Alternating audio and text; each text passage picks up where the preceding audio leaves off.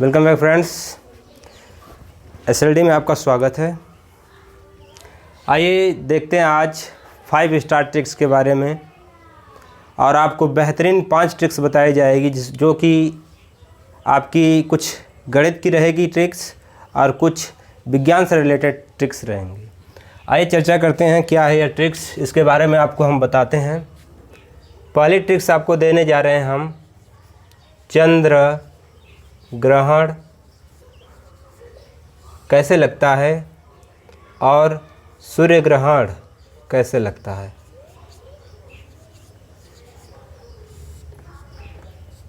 चंद्र ग्रहण कैसे लगता है और सूर्य ग्रहण कैसे लगता है, आप ट्रिक्स से कैसे याद रखेंगे हमेशा हमेशा के लिए, जो कि आप भूल नहीं सकते हैं उसे। ठीक है, देखिए क्या ट्रिक्स है दोस्तों। चंद्र ग्रहण आपको पता होगा कि यह शाम को या फिर अर्ध या फिर रात को लगता है, रात को लगता है। आपको भली भांति इससे परिचित होंगे क्योंकि चंद्र है, चंद्रमा तो आप देखते ही हैं, शाम को यह स्पष्ट रूप से दिखता है, तो 100% श्योर है कि या तो शाम या तो रात को चंद्र ग्रहण लगता है। तो देखिए इसके ट्रिक से ही देखिए, चंद्र ग्रहण शाम को अर्थात शाम SAM, ठीक, SAM। पहले हम चर्चा करते हैं, आपको चंद्र ग्रहण की कहानी स्टार्ट करते हैं कि चंद्र ग्रहण कैसे लगता है। तो सूर्य ग्रहण को एक पल के लिए हम यहाँ से मिटा देते हैं। ठीक, आइए देखते हैं क्या होता है यह चंद्र ग्रहण। देखिए चंद्र ग्रहण हमने लिख दिया, इसका ट्रिक्स दिया आपको, ये इसके ट्रिक्स है दोस्तों, याद रखिएगा आप। ठीक, ये इसके ट्रिक्स है। क्या ट्रिक्स है? शाम SAM, शाम मिस शाम को समझना, शाम। ठीक, SAM शाम। अब यस का अर्थ आप जानते होंगे भली भांति, यस का अर्थ होता है सन, पता होगा आपको। सन मिस होता है सूरज, सूर्य। ठीक, और ए फॉर आप याद रखेगा अर्थ, ऐसे तो इंग्लिश ई होती है लेकिन अर्थ आपको याद रहेगा ए फॉर अर्थ। ठीक है, और यम फॉर होता है, आप जानते ही होंगे, यम फॉर होता है मून, मून मिस चंद्रमा। आप भली बातें परिचित होंगे। सन मिस सूरज होता है, सूर्य। अर्थ मिस होता है पृथ्वी और मून मिस होता है क्या? चंद्रमा। मतलब सूर्य, पृथ्वी और चंद्रमा, यह इसका अर्थ है। ठीक, सूर्य, पृथ्वी, चंद्रमा। अभी स्टोरी सुनिए, इसकी कहानी क्या है, कैसे आप चंद्र ग्रहण को जो है कि परिभाषित कर सकते हैं।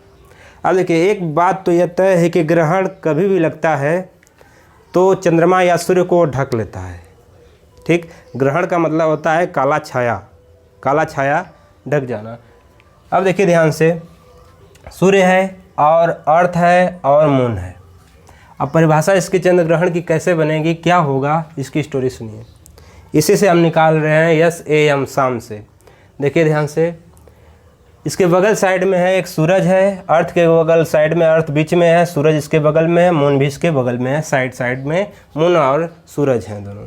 तो परिभाषा क्या बनेगी, जब सूर्य और मून, चंद्रमा, जब सूर्य और चंद्रमा के बीच में पृथ्वी, A for earth, earth miss होता है पृथ्वी, जब सूर्य और चंद्रमा के बीच में पृथ्वी आ जाती है, जिससे पृथ्वी की छाया, हमें चंद्र ग्रहण बनाना है, जिससे पृथ्वी की छाया चंद्रमा पर पड़ती है, जिससे चंद्रमा दिखाई नहीं देता है, तो यह घटना क्या कहलाती है दोस्तों? चंद्र ग्रहण कहलाती है। फिर से देखिए चित्र की भांति, यह हमने सूरज पहले है सन, तो हमने पहले सूर्य को बना लिया। ठीक, ये समझिएगा आपका सूर्य है, राइट दोस्तों, यस। दूसरा हमने बना दिया अर्थ। ठीक, यह समझिएगा क्या है, हमारी अर्थ है।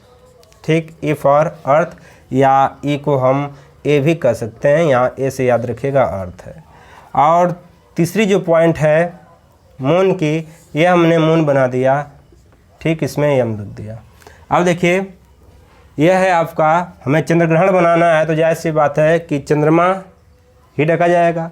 तो अब क्या करोगे, परिभाषा देखिए इसकी, कि जब सूर्य और चंद्रमा के बीच में, देखिए सूर्य है या चंद्रमा है, जब सूर्य और चंद्रमा के बीच में अर्थ पृथ्वी आ गई, देखिए इसकी ट्रिक से, जब सूर्य और चंद्रमा के बीच में पृथ्वी आ गई, जिससे पृथ्वी की छाया चंद्रमा पर पड़ेगी, तभी तो चंद्रमा ढका जाएगा।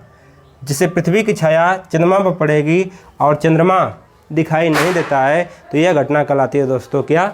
चंद्र ग्रहण कहलाती है। ठीक, एक बार और बता दे रहे हैं कि जब सूर्य और चंद्रमा के बीच में पृथ्वी आ जाती है, जिससे पृथ्वी की छाया चंद्रमा पर पड़ती है, जिससे चंद्रमा दिखाई नहीं देता है, तो यह घटना कहलाती है क्या? चंद्र ग्रहण। राइट, आपको याद भी हो गया होगा कि चंद्र ग्रहण क्या है, इसकी क्या परिभाषा है हमारे इस उदाहरण से। तो आपके लिए ट्रिक्स यह है कि शाम आप याद रखिएगा, शाम के अनुसार आप निकाल सकते हैं चंद्र ग्रहण की परिभाषा।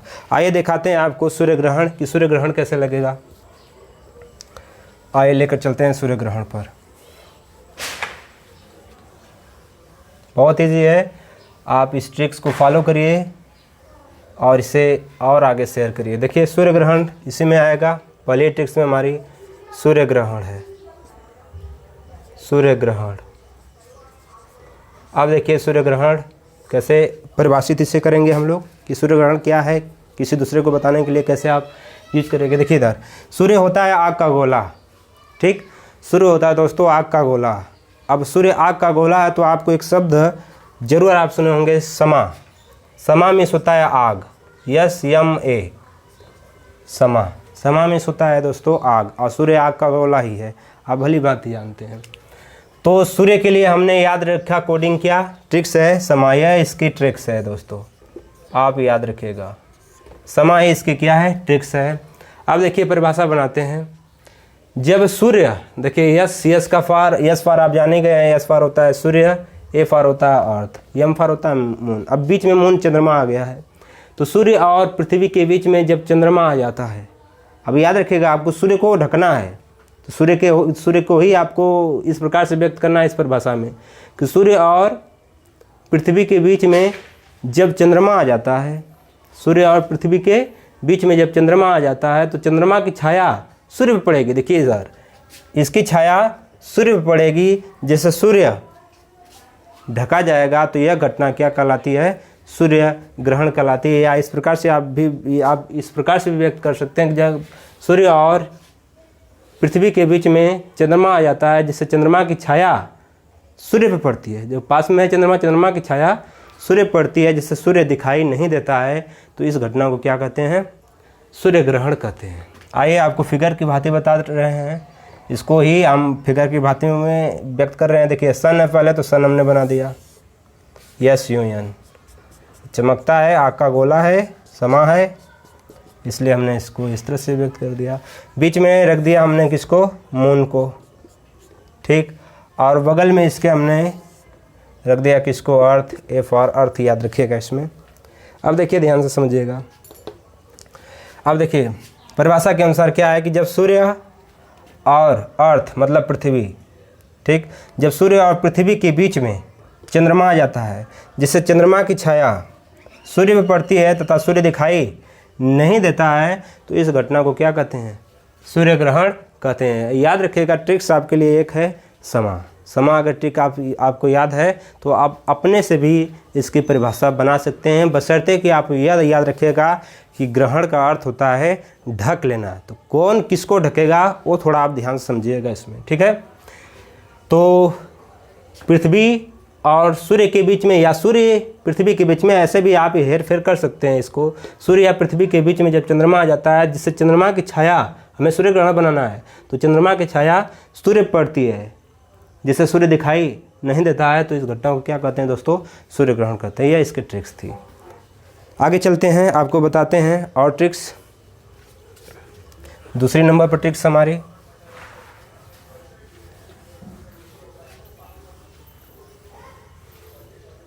Tricks number 2। आइए देखिए दूसरी ट्रिक्स क्या है। दूसरी ट्रिक्स यह है कि आपने ज़रूर पढ़ा होगा कक्षा 10 में या 9th में भी होगा तो होगा, तो आप यह जानते होंगे कि दूरदृष्टि दोष और निकट दृष्टि दोष के बारे में। क्या है हमारी है दूरदृष्टि दोष और निकट दृष्टि दोष। पहले निकट के लिए बता रहे हैं आपको, निकट दृष्टि दोष, और दूसरा है दूर दृष्टि दोष। पहला है निकट दृष्टि दोष और दूसरा है दूर दृष्टि दोष। तो ट्रिक्स किसके लिए है ध्यान दीजिएगा। जैसे मान लीजिए कि कभी कभार क्या होता है कि निकट दृष्टि दोष और दूर दृष्टि दोष को जो है कि इससे बचने के लिए या फिर इसके निवारण के लिए अक्सर पूछा जाता है कि किस लेंस का प्रयोग किया जाता है। ठीक, हमने क्या बोला, ध्यान समझिएगा कि प्रश्न ये पूछता है, ज़्यादा प्रश्न पूछा गया है इस पर कि निकट दृष्टि दोष और दूर दृष्टि दोष के लिए किस लेंस का प्रयोग किया जाता है, मतलब इसके निवारण के लिए किस लेंस का प्रयोग किया जाता है। तो उसी के लिए हम आज ट्रिक देंगे आपको। जैसे पहले हम लेकर चलते हैं, इसको मिटा देते हैं और पहला हम आपको बताते हैं किसके लिए, निकट दृष्टि दोष के लिए, फिर दूर दृष्टि दोष के लिए बताएंगे। देखिए निकट दृष्टि दोष के लिए किस लेंस का, प्रश्न क्या पूछता है क्वेश्चन आपसे कि निकट दृष्टि दोष के निवारण के लिए किस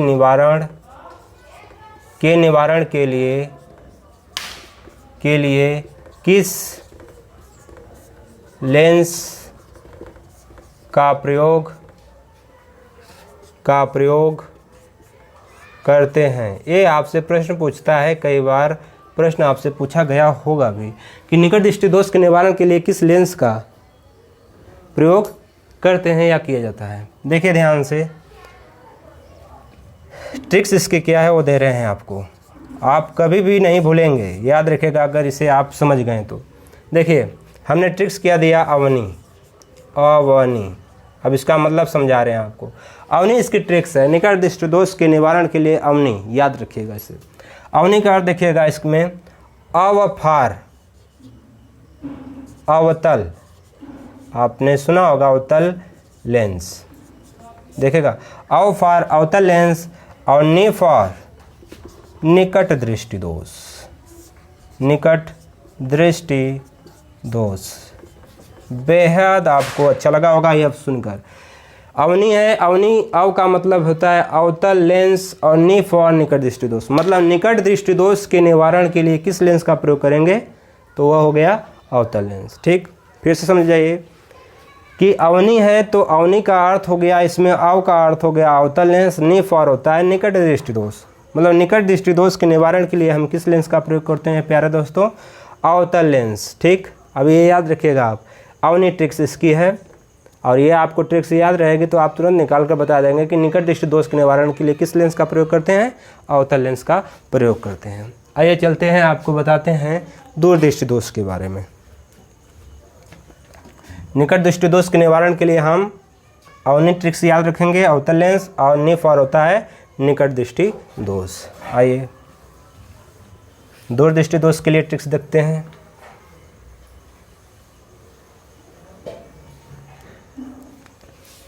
दूर दृष्टि दोष, कौन सा दोष है, दूर दृष्टि दोष है। आइए यह देखते हैं, आपको दिखाते हैं कि यह प्रश्न कैसे पूछेगा क्वेश्चन कि दूर दृष्टि दोष के निवारण के लिए किस लेंस का प्रयोग करते हैं। ठीक, चलिए ट्रिक्स देखिए ध्यान से।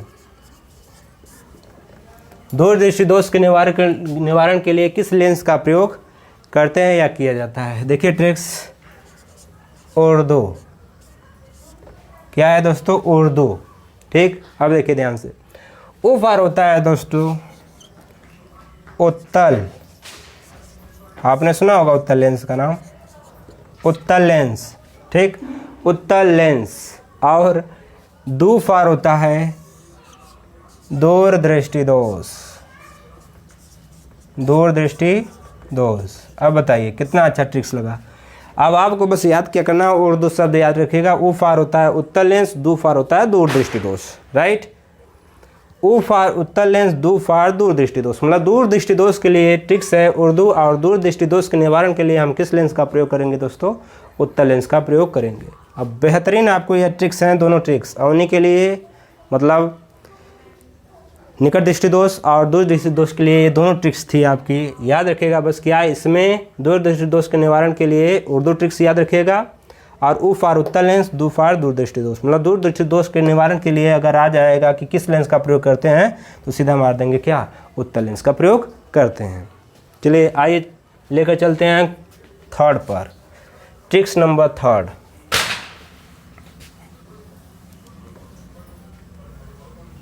आइए ट्रिक्स नंबर थर्ड पर चलते हैं जो कि बेहतरीन है आपके लिए, कई बार प्रश्न में रिपीट हुआ है यार। तीसरा नंबर ट्रिक्स है विद्युत रासायनिक श्रेणी। ये आप कक्षा 10 में और 12 में पढ़े होंगे जरूर, विद्युत रासायनिक श्रेणी। इसके लिए ट्रिक्स हम देने जा रहे हैं आपको, विद्युत रासायनिक श्रेणी। चलिए देखिए क्लास 10th के लिए, देखिए क्लास 10th के लिए देखिए ध्यान से, क्लास 10th के लिए ट्रिक्स है। वैसे तो 12 के लिए भी काम चली जाएगा, लेकिन 12 के लिए हम थोड़ा विस्तार से उसे बता देंगे यहीं पर, ठीक है।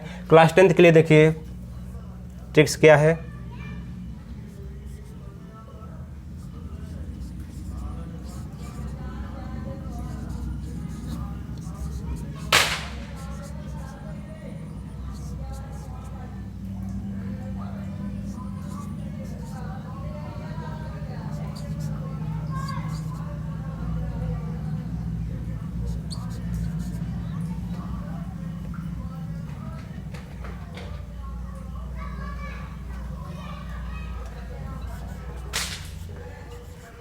ये है, देखिए ध्यान से।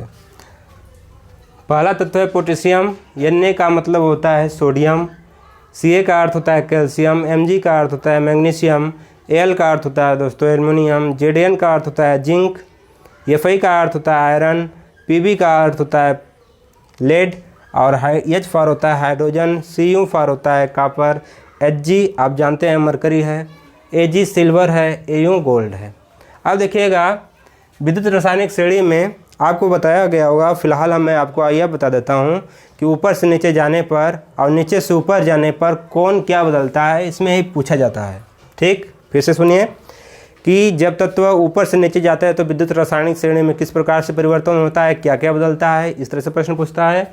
और दूसरा प्रश्न पूछता है कि वो नीचे से ऊपर जाने पर क्या क्या बदलता है, मतलब विद्युत रासायनिक श्रेणी में ऊपर से नीचे जाने पर सक्रियता क्या होती है, बढ़ती जाती है जबकि, ठीक है, ऐसे प्रश्न पूछते हैं आपको। तो हम यह बता रहे हैं कि इस श्रेणी को आप याद कैसे रखेंगे, इस श्रेणी को आप याद कैसे रखेंगे ताकि ये आप जो है कि समझ सके कि ये कौन सा तत्व हाइड्रोजन से ऊपर है और कौन सा तत्व हाइड्रोजन से नीचे के हैं। ये आपको याद रहेगा तो आप संभव तथा असंभव क्रियाओं को अपने आप बता सकते हैं, जिसके लिए यह सारणी आपको याद होनी चाहिए। आइए देखते हैं कैसे याद रखेंगे।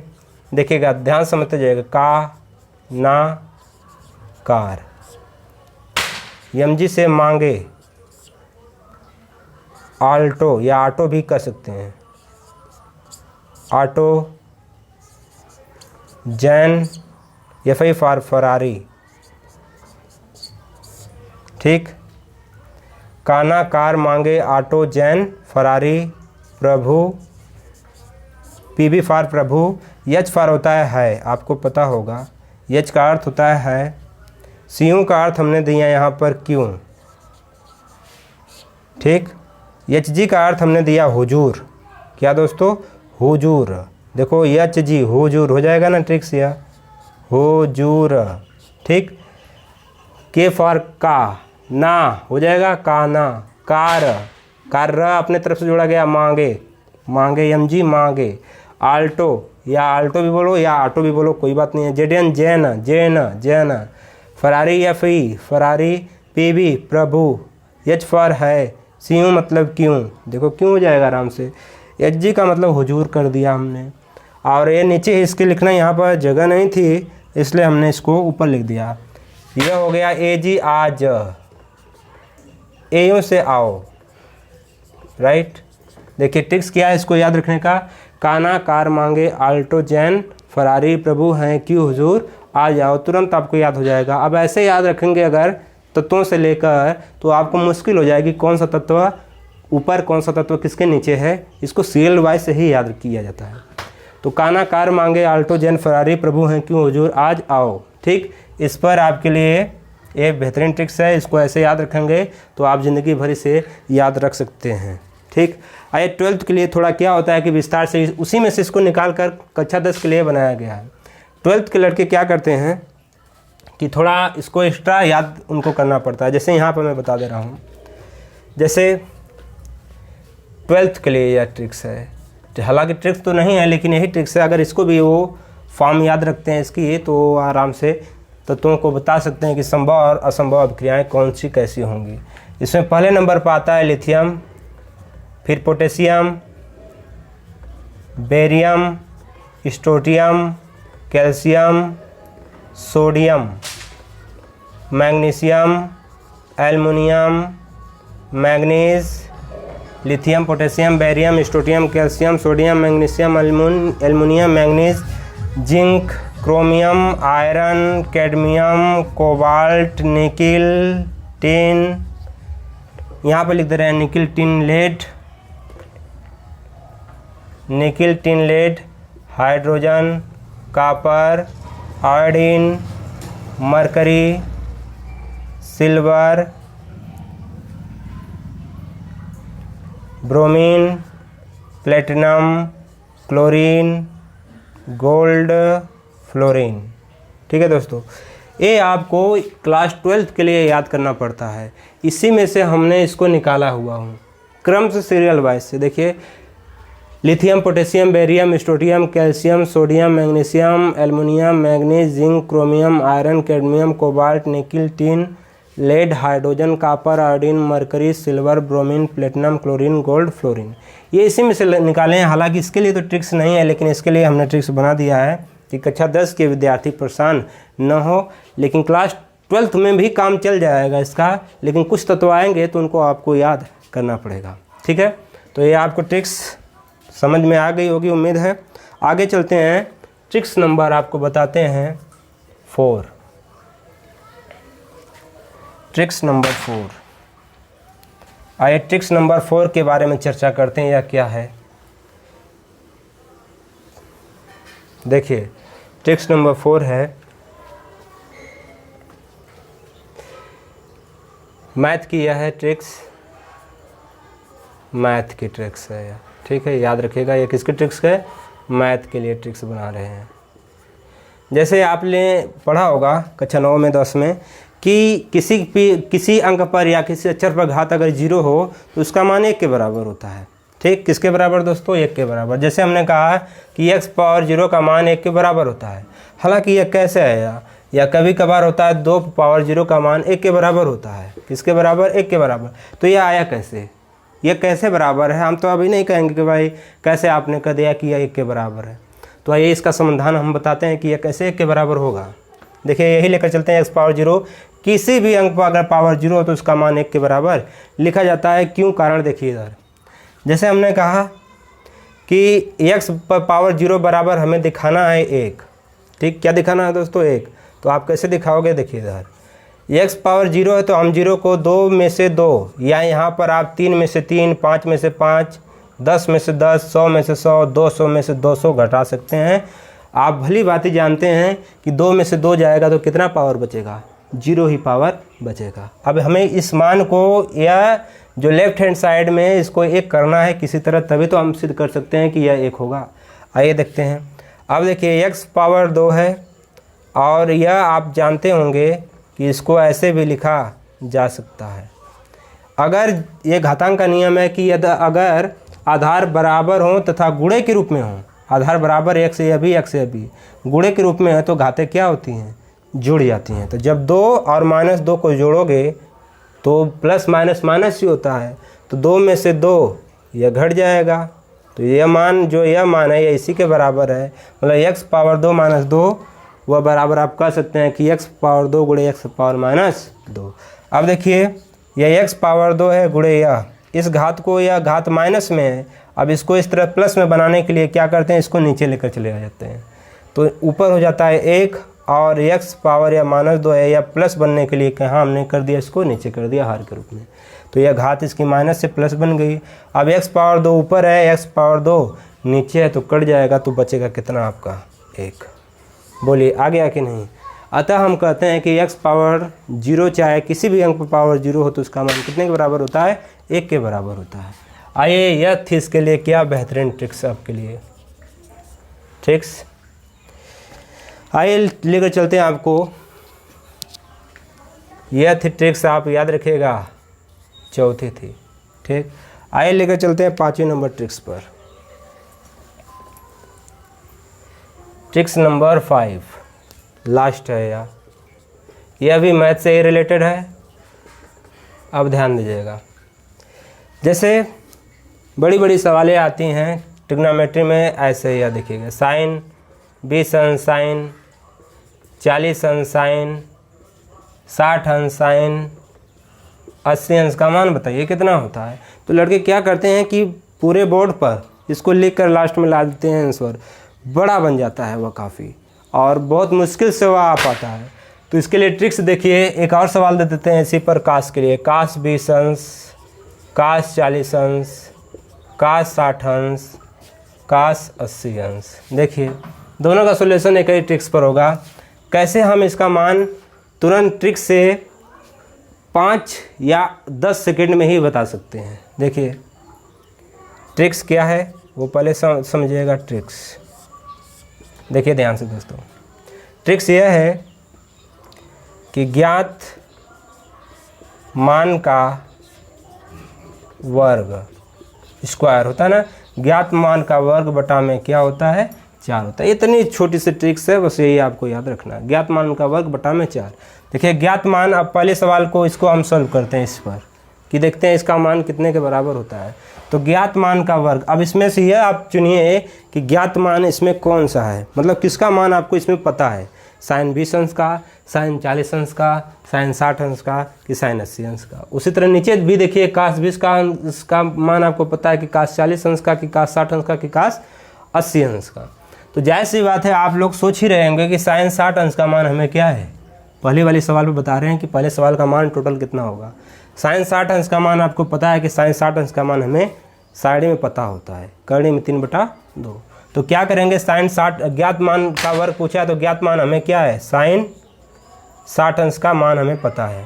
तो साइन 60 अंश का क्या कर देंगे, वर्ग है, स्क्वायर यहाँ पर है ना, तो स्क्वायर बटा में क्या कर देंगे दोस्तों, 4 कर देंगे। अब साइन 60 अंश का मान आपको पता है त्रिकोणमिति सारणी से करनी में 3/2, और इसका क्या कर देंगे स्क्वायर, और बटे में क्या है पूरे के 4 है, तो 4 कर दिया। अब करनी में 3 का जब वर्ग करेंगे और 2 का वर्ग करेंगे तो रिजल्ट क्या होता है, करनी में 3 का वर्ग करते हैं तो 3 ही होता है, करनी हट जाता है, और 2 का वर्ग आपको पता है 4 होता है, बटे में पूरे के क्या है 4 है। अब यह 4 क्या होगा, उलट जाएगा, तो 3/4, इसको 4 को 4/1 कर सकते हैं, तो 1 कहाँ चला जाएगा दोस्तों, ऊपर आ जाएगा। तो बोले 3 का गुणा 1 में करेंगे तो 3 1 कम 3, और 4 का गुणा 4 में करेंगे तो कितना आ जाएगा दोस्तों, 16। तो 3/16 इसका क्या हो जाएगा, आंसर होगा। जब आप इसे लगाते हैं, सोल्व करते हैं, तो यह पूरा बोर्ड भर जाता है 3/16 लाने के लिए। तो इतनी आसानी से ट्रिक्स है, बस आप याद रखिएगा, ज्ञात मान का वर्ग बटा में 4 तुरंत आपका आ जाएगा। अब देखिए उसी प्रकार से कास 20 अंश, कास 40 अंश, कास 60 अंश, कास 80 अंश का मान बताइए। तो ट्रिक्स यही रहेगी। अब देखिए सॉल्यूशन इसका भी बता दे रहे हैं। चलिए देखिए, ज्ञात मान का वर्ग, इसमें आपको पता होगा कास 60 अंश का मान हमें पता होता है सारणी से, तो क्या लिखेंगे, कास 60 अंश, ज्ञात मान का वर्ग है ना, कास 60 अंश बटा में 4। अब इसका क्या कर देंगे स्क्वायर। तो कास 60 अंश का मान आपको पता होगा, साइन 60 अंश का मान करनी में 3/2 था, कास 60 अंश का मान 1/2 होता है। तो इसका क्या कर देंगे दोस्तों, वर्ग बटा में 4। अब 1 का वर्ग आपको पता होता है 1 ही होता है, और 2 का वर्ग दोस्तों 4 होता है, और बटा में 4। जैसे यहाँ पर उल्टा, इसी तरह यहाँ पर भी उलट दो, तो 4 को 4/1 कर सकते हैं, तो 1 कहाँ चला जाएगा, ऊपर, तो आ जाएगा मान कितना, 1/16, 4 चौक को 16। तो बताइए इतनी बेहतरीन आपको ट्रिक्स मिली हैं। तो ये जो भरने वाले हैं बोर्ड, तो इनके सॉल्यूशन हमने आपको तुरंत दे दिया। आप देखना, चेक भी कर लेना कि इसका मान 3/16 होता है, जबकि इसका मान आंसर में 1/16 आता है। यह सिद्धिकरण के लिए प्रूविंग ज़्यादा होता है, प्रूफ के लिए ज़्यादा देते हैं लोग। तो उम्मीद है कि आपको ये ट्रिक्स बेहतरीन लगी होंगी। तो चैनल को सब्सक्राइब, लाइक ज़रूर कर लीजिएगा। और इसके लिए हमें कमेंट ज़रूर लिखिएगा कि कैसे आपको ये ट्रिक्स पसंद आई। इसके लिए आपको बहुत बहुत धन्यवाद। और आप मन लगाकर इसको पढ़िए, ताकि शेयर करिएगा एक एक ग्रुप्स में, ताकि आपको चैनल और भी बढ़ाने में अच्छा लगे। जय हिंद।